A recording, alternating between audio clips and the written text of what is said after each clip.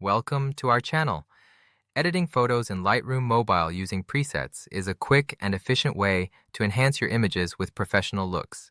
Here's how to use presets effectively. Step 1. Download and install Adobe Lightroom Mobile from your device's App Store. Sign in with your Adobe account or create a free account if you don't have one. Step 2. Import the photos you want to edit by tapping the plus icon and selecting Images from your gallery. The photos will appear in your Lightroom library. Step 3.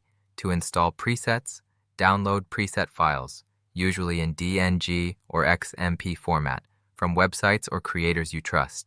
Save them to your device. Step 4.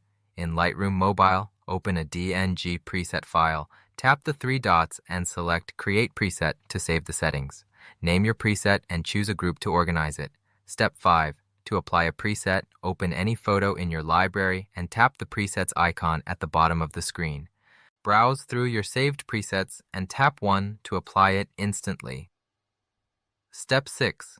After applying a preset, fine-tune the adjustments using the editing tools below.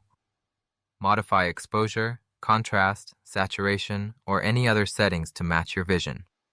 Step 7.